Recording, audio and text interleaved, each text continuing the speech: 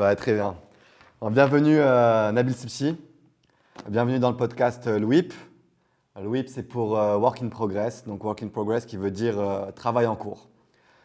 Tu es parfaitement bien placé pour être le premier invité. C'est le premier épisode.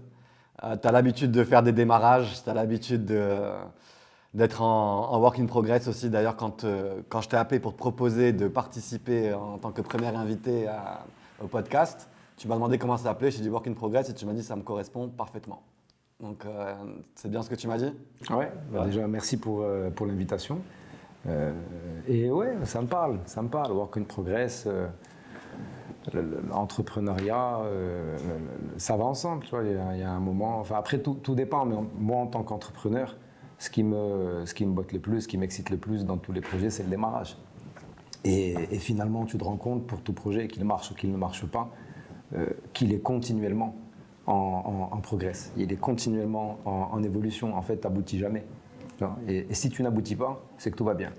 Ok. Et tu as abouti du coup dans tous les projets que tu as fait. Est-ce que tu as le sentiment d'avoir abouti? Tu as le sentiment d'être en continuité permanente? Tu aboutis d'une manière ou d'une autre. Il y a la plupart des projets sur lesquels j'ai pu bosser. Bon, il y en a pas mal qui n'existent plus aujourd'hui. Ils ont eu des aboutissements différents. Mais de chaque expérience, j'ai retiré quelque chose, j'ai appris quelque chose. Okay. Bon, on va en parler tout à l'heure de tout ça. Est-ce que tu peux te présenter? Tu nous dis un peu qui tu es en quelques mots, en quelques phrases, perso, pro, ce qui t'arrange, comme tu le sens. Écoute, ce que je suis un entrepreneur. C'est ce qui revient le plus souvent dans la bouche des autres. Et je pense que ça me caractérise bien. Et quand je dis entrepreneur, c'est pas mon métier, c'est littéralement ce que je suis. Cette envie en fait de faire des choses, de contribuer, de monter des projets, alors qui peuvent prendre la forme d'une entreprise, mais pas que. J'ai fait d'autres choses dans ma vie. Je suis papa aussi. Cool. De deux gamins. Ça, c'est une vraie entreprise, ça, non? Ouais, c'est une entreprise non-stop. Elle a un aboutissement, mais on ne va pas l'évoquer. Il n'est pas cool et on espère qu'il interviendra le plus loin possible. Et puis voilà. Éternel optimiste aussi. Je pense qu'il faut avoir ça, une bonne grosse dose d'optimisme. Et d'optimisme. C'est ce qui a fait ta force jusqu'à aujourd'hui pour avancer. Il faut tenir. Honnêtement, il faut tenir. Il faut tenir en particulier. Quand tu montes une boîte, ta préoccupation première, c'est tenir. C'est ton objectif premier. C'est souvent on parle de KPI. Alors qu'est-ce qu'il faut suivre comme indicateur, etc. Bon, ça c'est un niveau de granularité bas, mais un niveau de granularité un peu plus élevé, c'est survivre. C'est survivre pour atteindre un stade de maturité, une taille critique, on parle parfois de taille critique, qui fait que le projet va s'auto-entretenir. Donc tu parles de granularité, par exemple, quand tu dis les KPI, mais quand on voit un stade un peu plus élevé, de quelle manière, enfin, est-ce qu'il y a d'autres choses, d'autres paramètres à ce niveau-là, tu estimes qui sont… Est-ce que c'est de l'énergie que tu dois mettre au quotidien, te dire ok, c'est de la régularité que je dois avoir avant même de regarder mes KPI? Est-ce que c'est de… Je vais être clair sur ça parce que j'espère qu'il y a des gens qui vont nous écouter et qui vont nous regarder. Parmi eux, peut-être des gens qui aspirent à entreprendre et en particulier des jeunes. Il n'y a rien sans taf. Okay. Il n'y a rien sans taf. C'est beaucoup de travail. Okay. C'est vraiment beaucoup de travail. Beaucoup de travail à tous les niveaux, un travail au sens le plus pur du terme. Ça peut être de l'opérationnel, ça peut être… On est le premier à arriver, on est le dernier à partir. Le principe des congés, enfin bon, après moi, je parle pour moi, mais le principe des jours fériés, on en profite de temps en temps parce qu'il faut bien, parce qu'aujourd'hui je suis papa, donc d'une manière ou d'une autre j'essaie toujours de dégager du temps pour ma petite famille. Mais ça demande quand même un investissement de temps non négligeable. Ça demande aussi beaucoup de travail sur soi, parce qu'on vit en société, on a des amis, on a de la famille, on voit les gens partir sur une trajectoire, puis on se voit là où on est nous. Est-ce qu'il y a un effet miroir un peu quelque part aussi avec tout ton entourage? Écoute, je ne sais pas si c'est l'effet miroir, mais d'une manière ou d'une autre. Encore une fois, tu vis en société, tu ne peux pas être dans ta bulle. Tu peux pas être dans ta bulle. Tu vois ce qui se passe autour de toi. Il y a des normes qui se définissent. Alors tu y adhères, tu n'y adhères pas, mais elles existent, elles sont là. Tu y es confronté. Et est-ce que tu as le sentiment qu'il y a peut-être des personnes qui les refusent ces normes et qui se disent qu'ils restent dans leur... Bien sûr qu'il y a des gens qui les refusent. Maintenant, on a tous notre manière d'appréhender ça. Mais ce que je veux dire, c'est qu'il faut avoir une force de caractère. Et il faut se doter de cette force de caractère, parce qu'il y a un autre délire auquel je ne crois absolument pas. Je ne crois pas que l'on est entrepreneur, qu'il y ait des gens qui soient faits innés pour ça. Je pense que c'est un travail comme un autre. Qu'on fait sur soi, c'est le point de départ, c'est la volonté. Et à partir du moment que tu te donnes les moyens de le faire, tu peux devenir entrepreneur. D'ailleurs, il y a des parcours d'entrepreneurs qui sont tellement divers et variés que tu ne peux pas dire en fait un entrepreneur c'est ça. Okay. Parce que c'est vrai qu'on entend beaucoup des personnes qui sont salariées aujourd'hui qui ont envie de passer de l'autre côté, côté entrepreneur, et qui ont un peu ce mythe de l'entrepreneur comme étant un peu la personne successful, qui a un emploi du temps assez libre, Donc on a un peu cette image quand on n'est pas entrepreneur et on se dit ok, comment est-ce que je fais pour passer de cette personne qui est salariée, qui reçoit son salaire, qui a cette vie je dis pas tranquille parce qu'il y a aussi des paramètres importants derrière, la personne qui a une vie tranquille forcément. Mais voilà, pour toi, il n'y a pas de recette, il n'y a pas d'image spécifique, il n'y a pas de… Moi, j'ai ma définition. Alors, j'en ai une parce qu'il y a un moment, il faut quand même il faut définir les choses. La définition qui me plaît le plus, c'est pas forcément celle de celui qui invente, celui qui crée, l'homme d'affaires, parce qu'il y a plein de terminologies qu'on peut associer. Il y a une sémantique de l'entrepreneur. Pour moi, un entrepreneur, c'est avant tout une personne qui sait s'entourer. Okay. Et c'est vraiment, j'ai toujours été guidé par cette définition-là de l'entrepreneuriat. Tu peux être créatif, tu peux même être particulièrement intelligent, tu peux avoir même beaucoup de moyens financiers, tu peux avoir un certain nombre d'attributs qui aident. Mais ce qui va faire de toi un entrepreneur, et ce qui va faire de toi un entrepreneur successful, et après on peut s'amuser à définir successful. Ça, c'est une très bonne idée parce que ça… C'est ta capacité à bien t'entourer. Parce que qu'on le veuille ou non, tu fais rien tout seul. Tu ne fais rien tout seul. Tu ne fais pas aboutir D'ailleurs, tiens, un exemple. Alors, je n'ai pas envie qu'on dérive en mode philosophie, mais pourquoi est-ce qu'on parle d'entrepreneur et de freelance ? Alors, en fait, et les solopreneurs. Alors aujourd'hui, on parle beaucoup de solopreneurs aussi. Pour moi, ce concept de solopreneur, c'est une fausse terminologie. Okay. Freelance, ça existe. Freelance, ça existe. Okay. Et qu'on se mette d'accord, on n'est pas sur une comparaison. Il n'y en a pas un qui est bien, l'autre qui est plus meilleur. C'est juste deux choses qui sont différentes. Un freelance, c'est quelqu'un qui vend ses compétences hors cadre salarial. Donc il y a de la similarité. Le solopreneur, pour toi, c'est un freelanceur alors du coup ? Pour moi, c'est un freelance. Pour moi, la notion d'entrepreneuriat est indissociable du concept d'équipe. D'une structure et d'un… Équipe. Okay, après, structure, c'est une dimension administrative. Okay. C'est une définition administrative de la chose. Parce que comme je te disais, tu peux entreprendre hors cadre de l'entreprise. Tu constitues une association et tu montes un projet dans le cadre de cette association qui n'est peut-être pas à but lucratif. Est-ce que ce n'est pas une entreprise ? Le verbe entreprendre, dans la langue française, il est intéressant. Entreprendre, c'est le fait de faire quelque chose. Donc tu peux très bien être manager et entreprendre. Enfin, est-ce que tu peux être par exemple DG d'une boîte quand tu bossais chez MyLead par exemple, parce que tu étais entrepreneur? C'est très intéressant que tu cites cette expérience-là parce que chez MyLead, je n'ai pas commencé à proprement parler en tant qu'entrepreneur. J'ai été salarié, j'ai été recruté pour diriger une structure. D'ailleurs, je n'en ai pas été le directeur général tout de suite. Okay. Je crois que je suis rentré directeur du développement. Je ne sais plus comment ça s'appelait à l'époque. Un truc pour développer le business.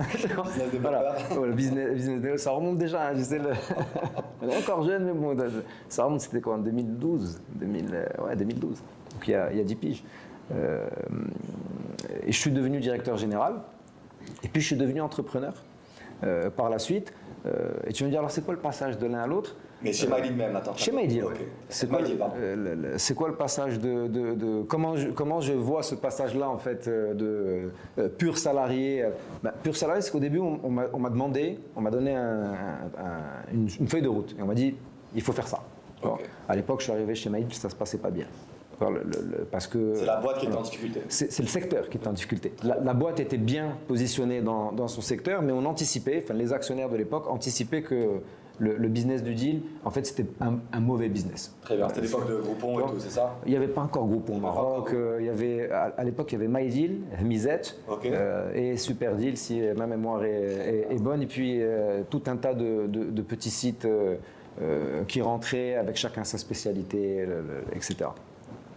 Mais c'était juste que d'un point de vue business model, les actionnaires s'étaient rendus compte qu'il n'y avait pas en fait de modèle de rentabilité. Et j'ai été recruté avec une feuille de route assez... C'est quoi le business model exact des deals encore? Tu négociais des promos auprès de partenaires commerciaux, donc très souvent dans le retail. Donc on prend un exemple, tu as un resto, tu négocies avec lui une promo de 30%. Tu mets en ligne cette promo que tu vendais. Très bien. Donc les gens payaient et ce qu'ils achetaient concrètement, c'était un bout de papier. Très bien. Sous lequel il y avait un QR code, donc qui permettait quand même pour les restaurateurs ou là le salon de coiffure, ou là l'hôtel, qui marchait très bien l'hôtellerie à l'époque sur MyDeal, qui permet d'attester que c'est bien quelqu'un qui a acheté la promotion. Donc c'était un système de vérification, d'identification antifraude. Et en fait le client payait avec ça. Donc tu arrivais à ton resto. Et puis à la fin, au lieu de lui donner de l'argent, tu lui donnais ce papier-là. Ok.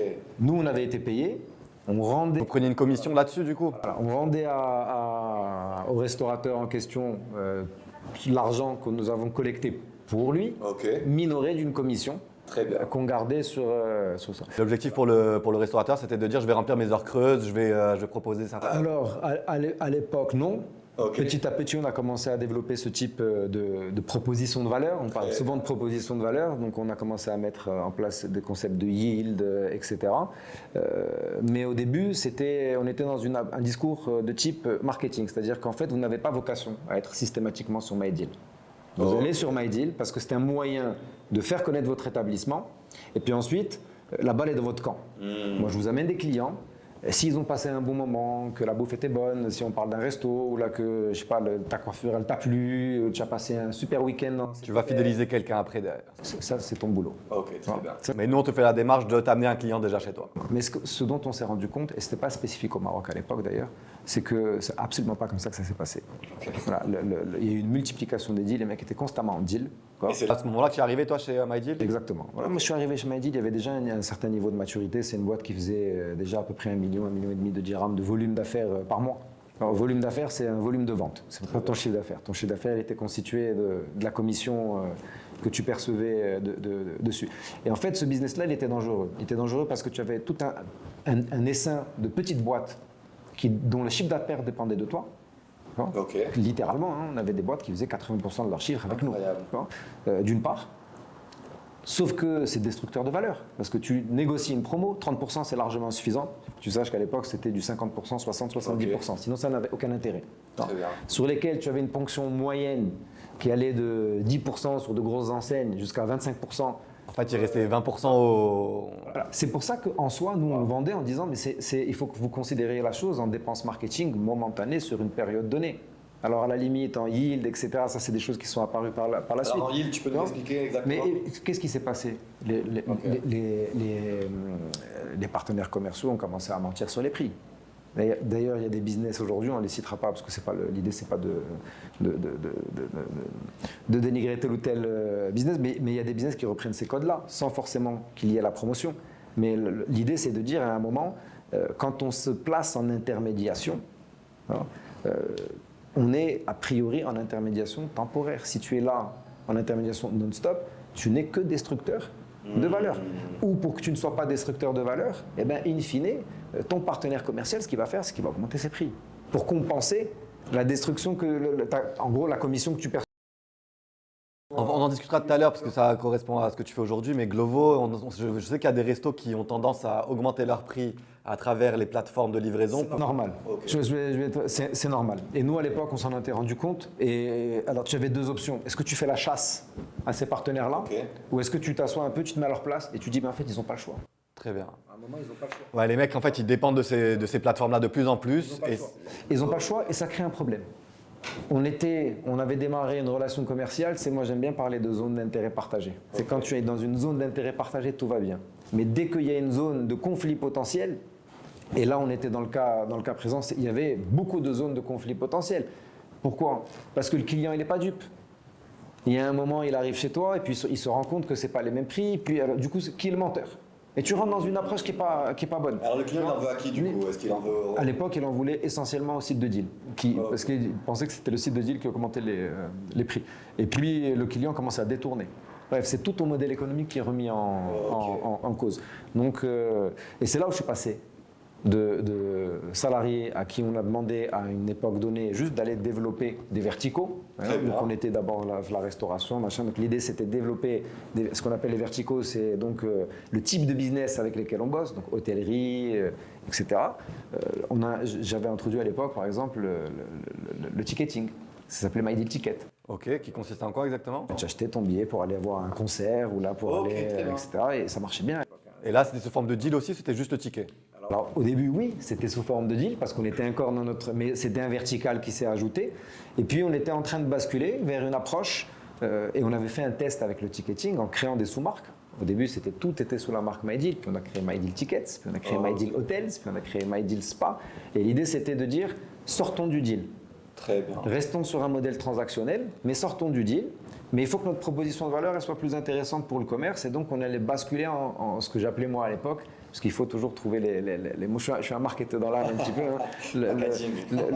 Un système d'exploitation pour commerce. Bon, on avait plein d'idées en disant, voilà, en gros, c'est une plateforme à partir de laquelle tu vas pouvoir recevoir du client, fidéliser ce client. Donc, on allait commencer à développer plus d'outils de fidélisation. Bon, des choses qui paraissent évidentes aujourd'hui, hein, le CRM, Loyalty Programme, POS, parce qu'à l'époque, il faut le savoir, il y avait encore pas mal de commerces sur lesquels il n'y avait pas de POS.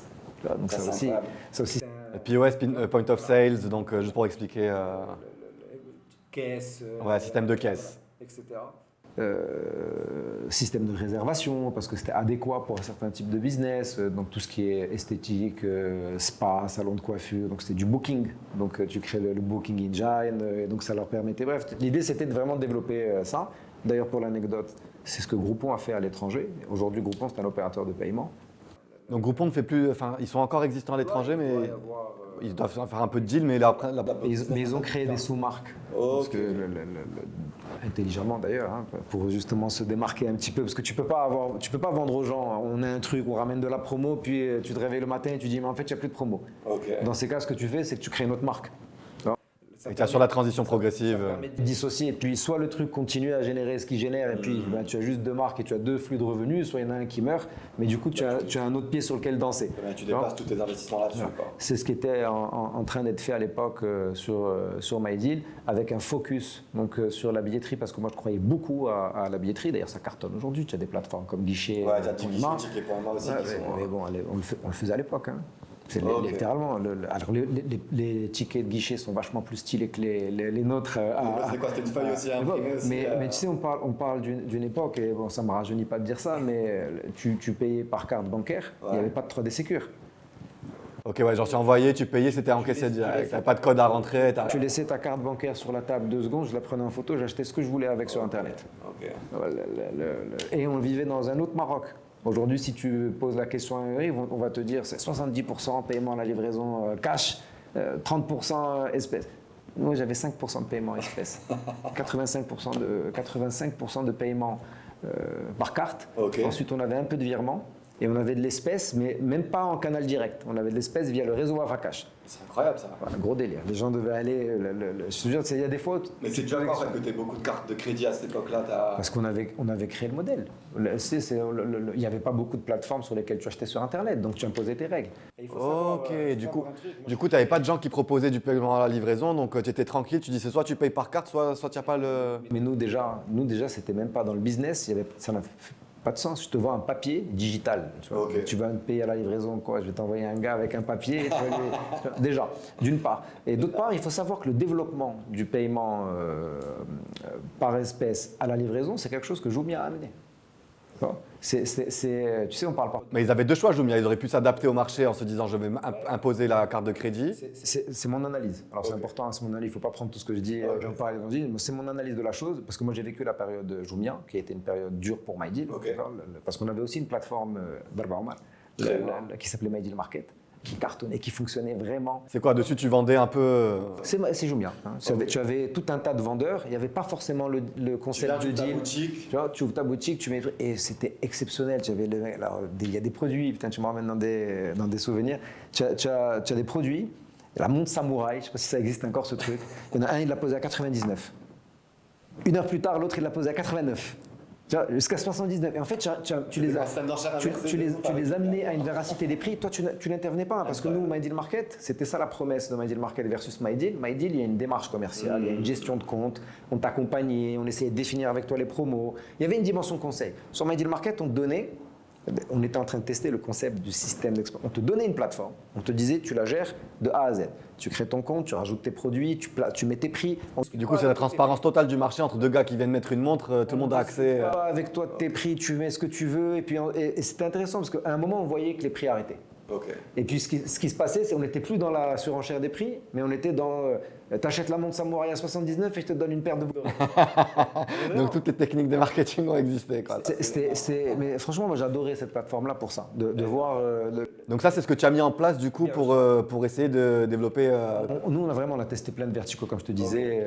À l'époque, il y avait celui-ci et Heda, c'était celui avec lequel on voulait tester le concept de marketplace. Ok, très bien. À l'époque, on ne parlait pas de marketplace. Non, c'est vrai, ouais. Donc on voulait tester le concept de marketplace en disant est-ce que les commerces vont vraiment gérer eux-mêmes? Parce que c'est un des fondements de la marketplace, c'est ça. Hein.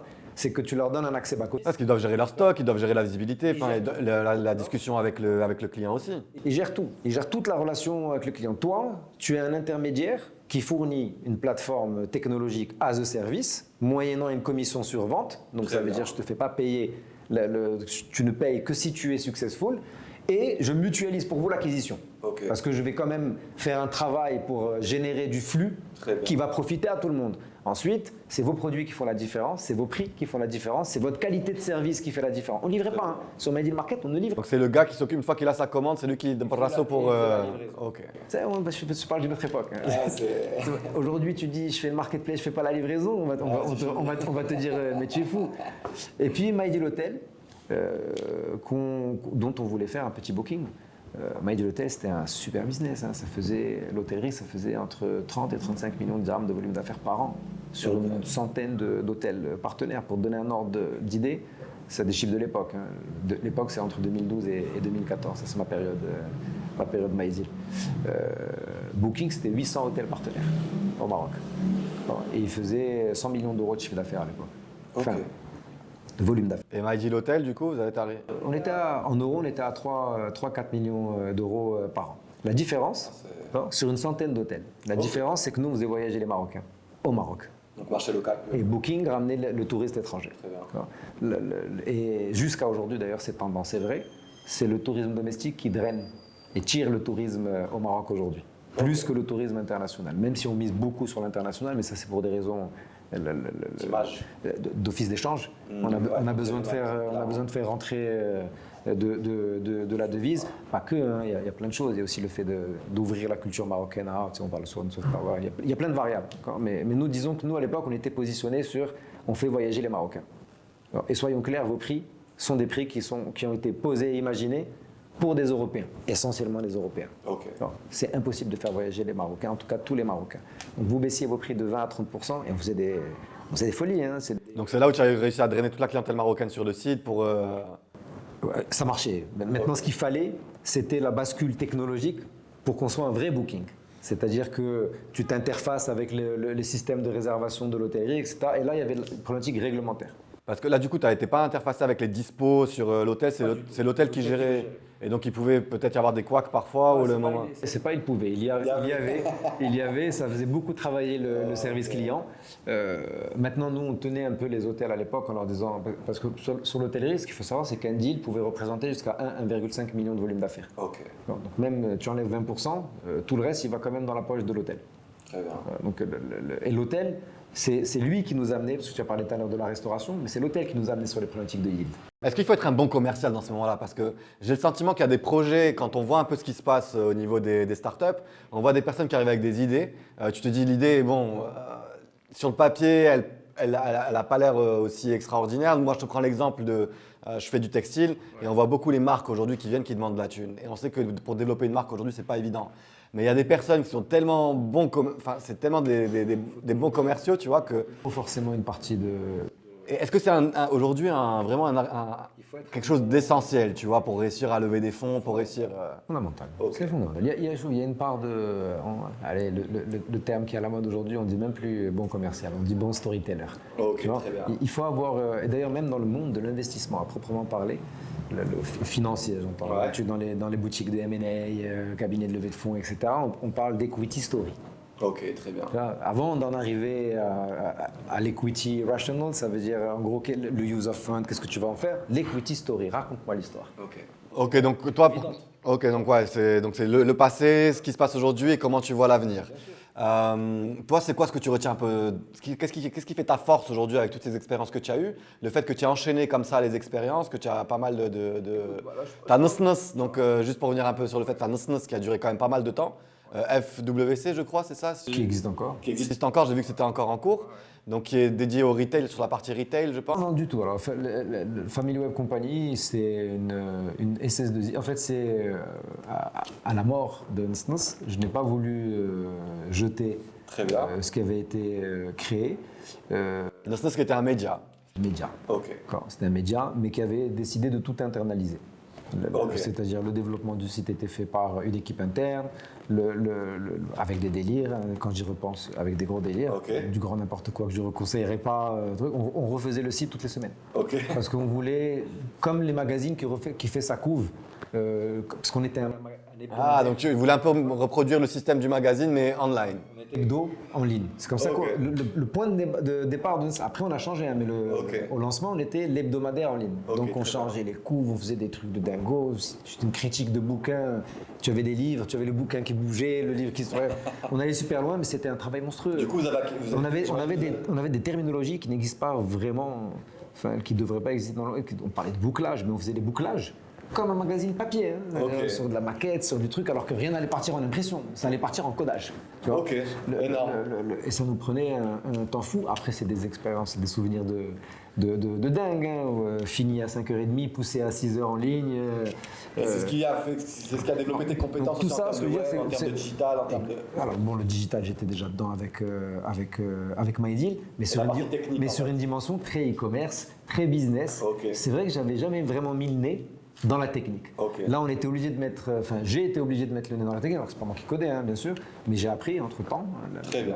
Maîtrise un certain nombre de choses. Hein. Je suis absolument pas un professionnel jusqu'à aujourd'hui, quel que soit le projet. Mais aujourd'hui, tu maîtrises, c'est-à-dire que tu sais comment ça se passe, tu es capable de superviser une équipe qui fait ça. Et au-delà de la supervision, moi, ce qui m'a intéressé dans l'intégration de la compétence, à un niveau superficiel, bien sûr, de la compétence, c'est pas la supervision. Pour la supervision, je préfère avoir un directeur ou une directrice technique Ok. qui, elle ou il peut faire de la supervision. En revanche, moi, c'est pour l'aide. Et là, il y a un problème, venez, on se pose, on réfléchit. Ok. Comment vous voulez que je vous aide? Toi, tu es capable de comprendre le problème, tu es capable d'agir d'un point de vue opérationnel, tu es capable de. Et ça, c'est un peu de compréhension de ce qu'ils sont en train de faire, et c'est beaucoup juste d'expérience parce que tu l'as déjà vécu. Ok, très bien. Et ça, tu l'as beaucoup vécu dans toutes tes expériences. C'est un truc, tu es allé voir le log, machin, tu as vu les fichiers, trucs, tu as fait. Et ça, dans Family Web Company, c'est quelque chose qui a vachement développé. Beaucoup. Parce que Family Web Company, en gros, quand Nsns s'est arrêté, la seule chose qu'on a retirée de Nsns, c'est la dimension content. Très bien. Et on a gardé la dimension technique. D'ailleurs, quand je dis on a gardé, on était deux. Il y avait Hamza, que je salue, Ok. avec qui on s'est dit, viens, on va faire des sites, parce que franchement, on n'a pas été bon. Et c'est à ce moment-là que tu as commencé du coup à faire des sites, à proposer. La première fois que j'ai été rentable dans ma vie. Ok. Parce que quelle raison? MyDeal n'a jamais été rentable. Ok. D'accord. Nsns n'a jamais été. Ok. D'accord. La raison, c'est que la boîte existait. Là, on parle, tu vois, on revient à la structure juridique. Ok. D'accord. Et tu sais, tu as des règles. Tu ne peux pas être en perte plus de 3 ans cumulés. Puis tu as des ratios à respecter Yes. de perte sur Par rapport au capital. capitaux propres. Et donc là, je dis à Hamza, dans un excès de fierté aussi, parce que tu n'as pas envie de tout jeter. Tu sais, à l'époque, je suis encore barouche. Hein. MyDeal, je sors de MyDeal, j'ai 25 ans. Je me lance dans Nsns, j'ai 26 ans. j'arrête Nsnos, j'ai 30 ans parce que je viens d'avoir mon premier fils. Oh, ok. Tu vois, donc tu as encore des choses, tu mets encore beaucoup d'affect là où parfois il ne faut pas forcément mettre de l'affect. Je ne voulais pas jeter le truc. Ok. Et je lui dis, toi tu es super bon et moi je sais vendre. Donc viens, on se met ensemble, on fait un produit, tu vends, enfin je vends, tu... Je ramène un client, tu fais le site, je ramène un client, Très et bien. on a fait des choses hyper standard. Ouais, t'as eu des gros clients, j'ai vu là-dessus. Ouais, parce que tu crantes. Mon premier cachet, c'était 4000 dirhams. Ok. Site internet vendu à 4000 dirhams. Site vitrine basique.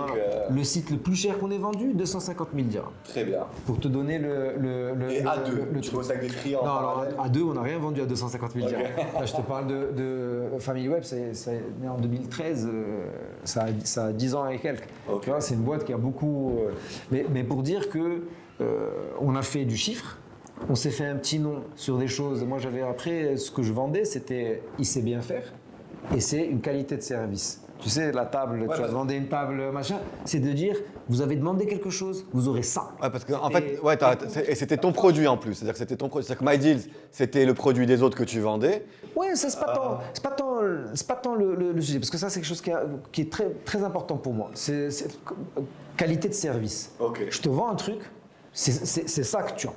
C'est pas à côté, c'est pas ça ressemble, c'est pas grave, c'est grave. Très bien. C'est grave, on a dit ça doit être comme ça, l'angle il doit être à 45 degrés, Très je bien. te l'amène à 45 degrés. Si je te l'amène à 46, je refais. Ok. Tu vois. Et en fait, tu te forges un nom.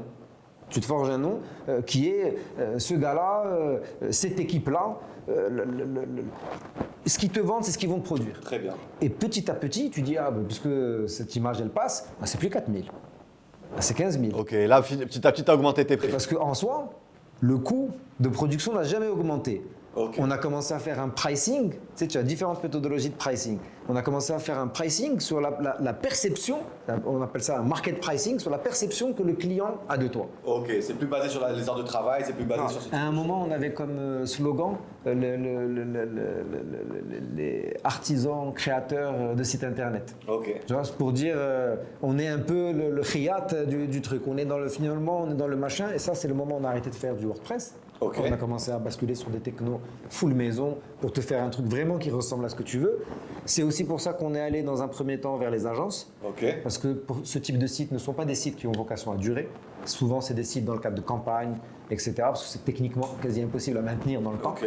Donc tu le fais pour qu'il dure 1 mois, 2 mois. Et on a fait des trucs de dingo. Franchement, on a fait des trucs hyper stylés à l'époque. C'est quoi ta plus grande Tu vois fierté chez Family Web Company? Franchement, je sais pas si j'en ai. Il y a plein de choses qui me viennent à l'esprit.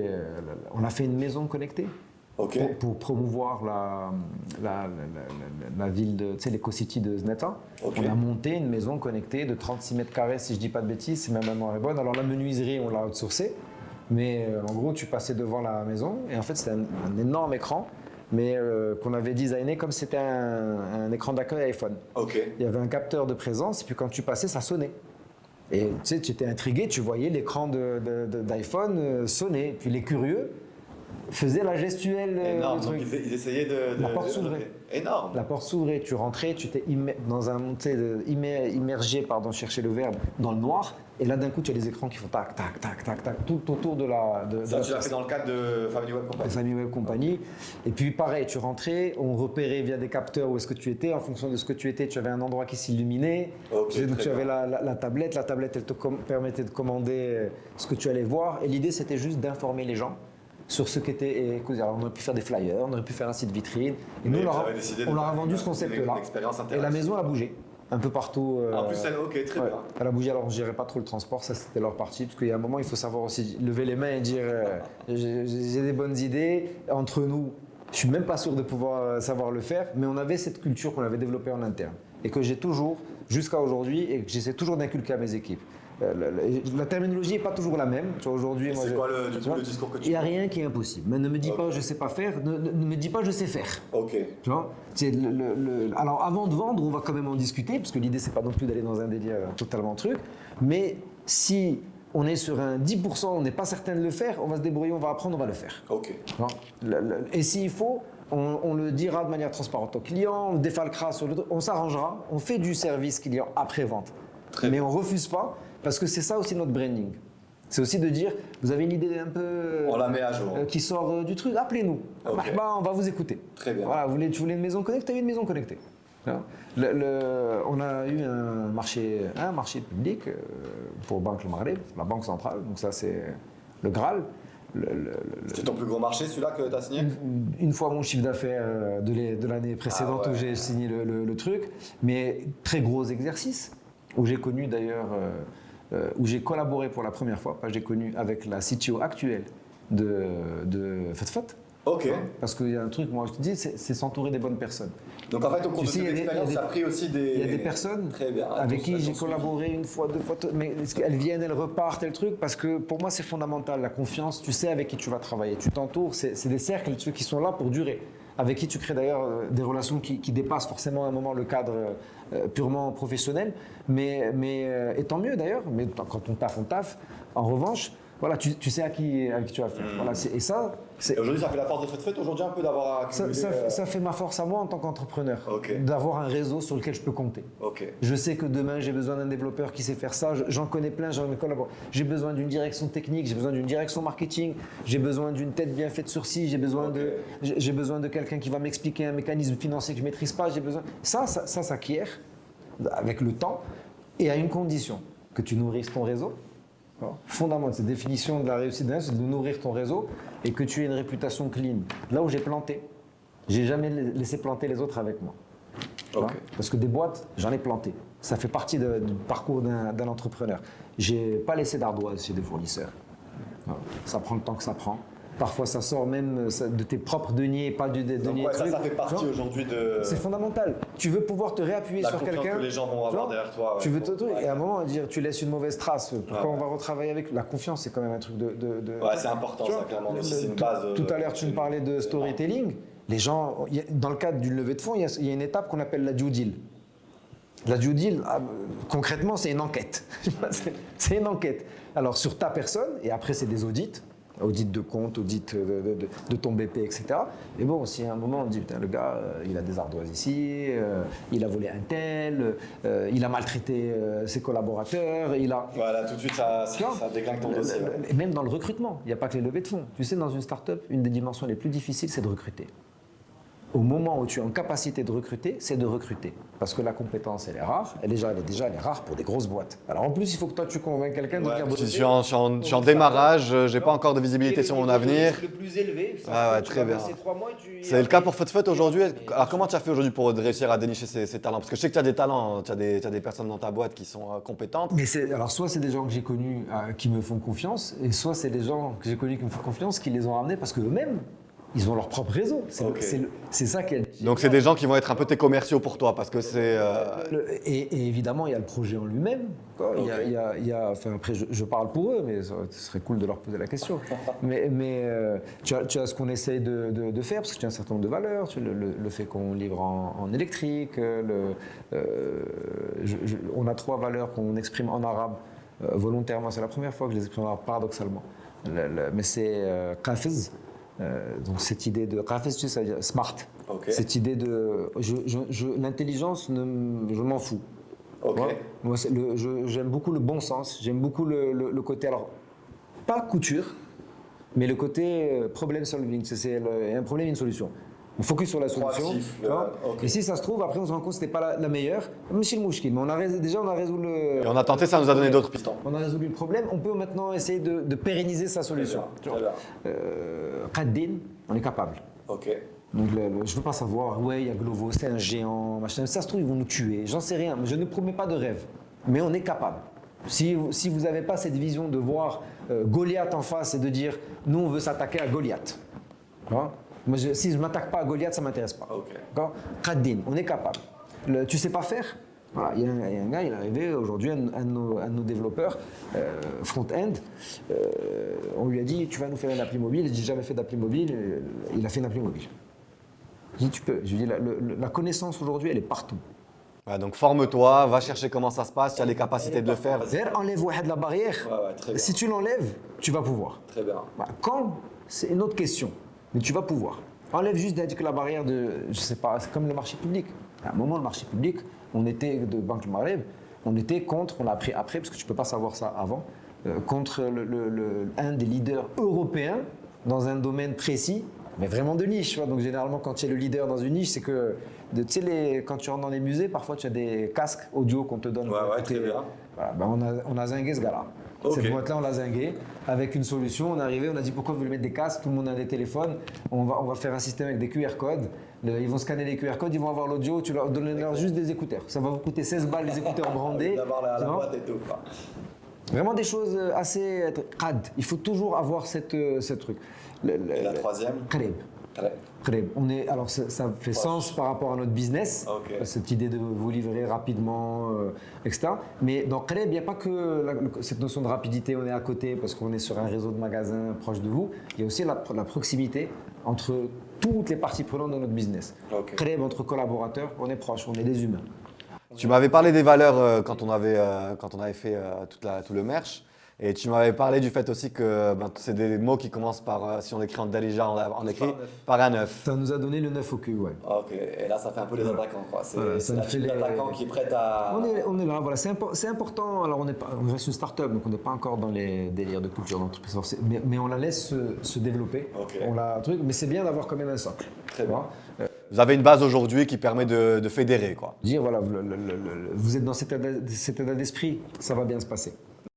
Nabil, je sais que tu dois y aller. On va clôturer. J'aurais bien aimé parler plus de fut-fut, mais on a passé beaucoup de temps sur d'autres sujets. Mais c'était super intéressant.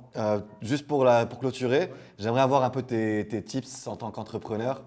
Est-ce que tu as un système de productivité particulier qui te permet d'être efficace au quotidien? Est-ce que tu utilises des logiciels spécifiques? Est-ce que tu as un planning, tu as une morning routine, tu as quelque chose de... Honnêtement, non.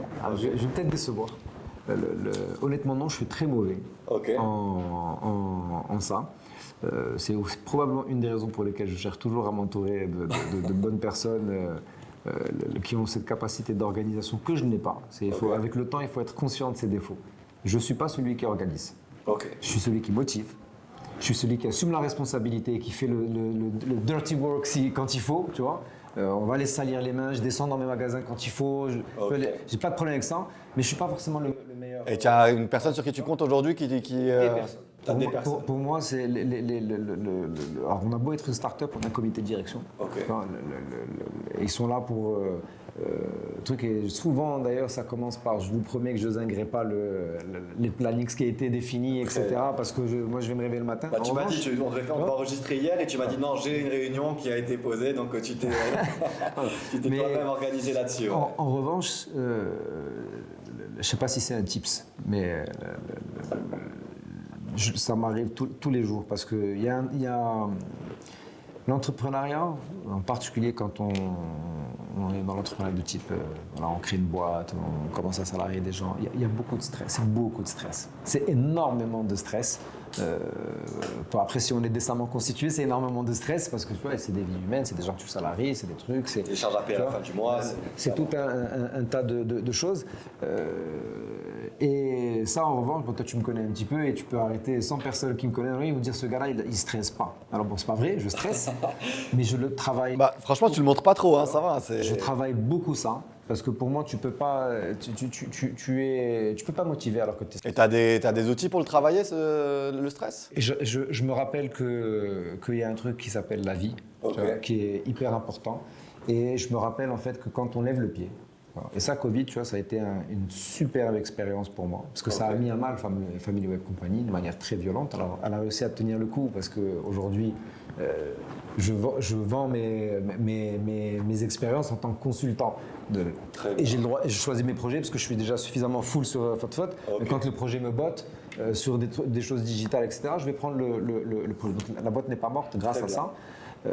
Mais Covid, ça a mis un frein énorme à une belle ascension. Parce que le Family Web, c'était le... Très bien. Donc ça a été une des raisons aussi du switch vers... Et ce qui s'est passé, c'est que c'est un arrêt forcé. En fait, c'était un arrêt forcé. Et pendant cet arrêt forcé, j'ai découvert que le monde ne s'écroule pas, en fait. Et même ce que tu as bâti, tu pensais que c'était en train de s'écrouler, en fait, ça c'est absolument... Regarde, ça c'est... parce que je ne me suis pas réveillé un matin en disant « Ah, on va faire du conseil, machin », c'est venu. Parce qu'il y a un moment, ce que tu construis, il te suit dans le temps. Tu as des gamins, prends le temps de passer un peu de temps avec des gamins, tu as encore tes parents, Profite de cette chance-là. Oublie gamin parent, parce que je ne veux pas dire aux gens ce qu'ils doivent. Enfin, chacun fait ce qu'il veut. D'ailleurs, pour l'anecdote, une des promesses de Fot, et même il y a des vidéos qui tournent en ce moment sur les réseaux sociaux, c'est ce qu'on met en avant. En disant, voilà, ma promesse, c'est pas tant les produits que tu achètes, c'est tout le temps que je te fais gagner. Okay. Pour que et tu en fais ce que tu veux. Parce que le temps, c'est une denrée. Okay. Tu vois Et quand tu te décharges du stress que génère le travail, ça te permet de mieux appréhender ton stress. C'est vraiment cette idée de... Alors chacun le fait comme il veut. Il y a des gens qui vont boxer, ça les défoule. Il y a des gens qui sont du sport. Ne jamais laisser le stress prendre le pas. C'est la meilleure manière de prendre les mauvaises décisions ou là de les prendre de manière hâtive. Elles auraient pu être c'était la bonne, mais tu l'as prise trop rapidement, tu as mal exécuté. Bref, il y a plein de... Donc il y a différentes manières. Aujourd'hui, ce que tu préconises en gros, c'est de dire ok, il y a le stress, trouvez votre méthode pour bien le gérer. Quoi. Je vais te dire un truc. J'invite mes collaborateurs à ne jamais travailler le soir. Ok. J'invite mes collaborateurs à arrêter à 18-19 heures. Après, ils font ce qu'ils veulent.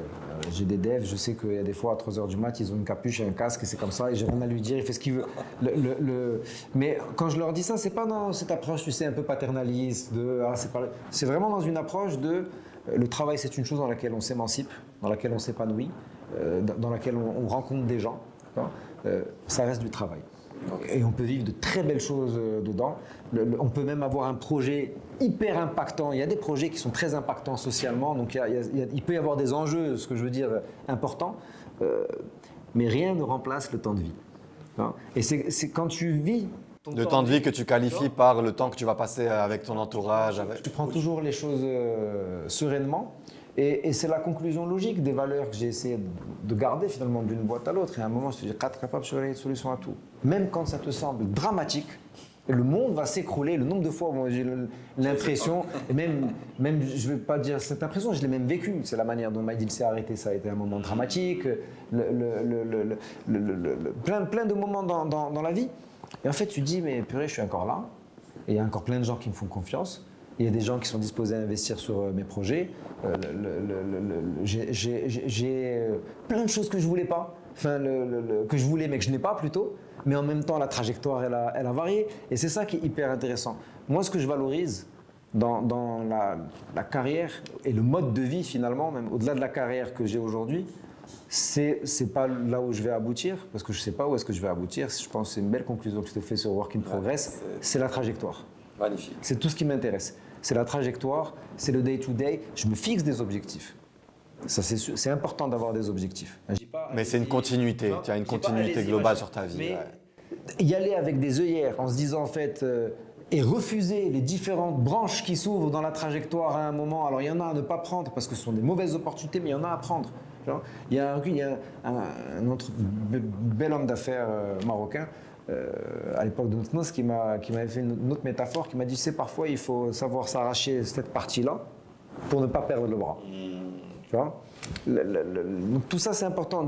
C'est notre manière de dire, alors, ce qui compte c'est pas ce que tu t'étais dit au début, c'est le chemin. Parce que dans le chemin, et je pense que tu m'as posé la question à un moment au début, en termes d'aboutissement, il n'y a pas d'aboutissement. C'est dans le chemin, il y a un tas de trucs qui se passent. Et c'est dans ces choses-là qui se passent qu'il faut toujours s'embourber, qu'il faut toujours, sur lesquels il faut prendre du recul et se nourrir. Ouais, c'est pas l'événement qui est important, c'est ce que tu vas faire de l'événement en fait derrière. Combien de personnes ont monté une boîte qui vaut des milliards aujourd'hui et qui sont malheureux au possible, tu vois? Ils manquent peut-être de ceux qui ont fait des milliards qui sont oui, je pense qu'il y en a aussi, mais ils ont peut-être su prendre ce temps de vie, comme tu dis, qui était important. Moi, c'est comme ça que je régule mon stress. Okay. En fait, parce que j'ai été que entrepreneur finalement, la quasi-totalité de mon parcours professionnel, il est fait que de ces choses-là. Le stress, il fait partie de moi. Et en fait, ce que je voulais dire, c'est qu'à un moment, quand on est entrepreneur, on a une confusion trop importante parfois entre sa vie personnelle et sa vie professionnelle. Mais c'est pas évident ça à gérer, hein, parce que c'est mon cas aussi et c'est des choses qui m'arrivent au quotidien. Je me dis comment je fais pour laisser de la place. Je suis peut-être un gars extrême, où Covid a été suffisamment extrême pour m'indiquer c'est du faut cut. Il y a le temps pour ce matin, je te l'ai dit, hein, ce matin, et j'ai prévenu mes collaborateurs. Ce matin, je suis off. Mais j'autorise mes collaborateurs quand ils me le demandent pour des raisons et je leur dis je veux pas le détail de la raison. Ok. Je dis, moi, j'ai besoin de temps pour Ce moi. matin, je suis off. Et ce matin, j'étais off parce que mon gamin, et ça arrive une fois tous les 36 ans, hein, c'est pas un truc. Mon gamin m'a dit j'aimerais que tu viennes avec nous aux rencontres inter-école. Je suis allé à la rencontre inter-école. Ça va me faire 4 heures de taf de plus ce soir. Mais tu auras passé un moment qualitatif avec ton fils. Et honnêtement, pendant que j'y étais, il y a un tas de problèmes du moment, ils n'étaient pas là-dedans. Magnifique. Et quand je vais m'y attaquer tranquille. Tu vois, ils vont revenir, bam, ils vont prendre là-dessus une espèce de compartimentage. Et ça va tourner. Et ça, c'est vraiment le motif. Après, les outils, les trucs, je switch. Alors, j'utilise plein d'outils. Non, mais ton outil, c'est la philosophie de vie. C'est un bel outil, dis-moi. Et après, en termes d'outils, voilà, je suis un gros bouffeur, je teste, je suis inscrit sur 1 million de trucs, je reçois des bêtas de partout. je teste tellement de choses, finalement, je n'en utilise. À l'arrivée, tu dis, faut que j'en choisisse un, je vais me rester là-dessus. Et là, aujourd'hui, c'est ton téléphone et ton cerveau. En tout cas, Dan, Nabil, c'était vraiment merci beaucoup pour l'invitation. Super concept. Et j'ai hâte de voir quelles seront les personnes avec qui tu auras la chance de discuter pour la prochaine. C'était passionnant, franchement, c'était vraiment passionnant. C'était passionnant, on a appris plein de choses et j'aurais aimé aller encore plus loin sur certaines choses, mais on l'a refait à la centième. On l'a refait à la centième. La première et la centième. On l'a fait à la centième. Merci beaucoup. Ça marche, merci Nabil. The whip!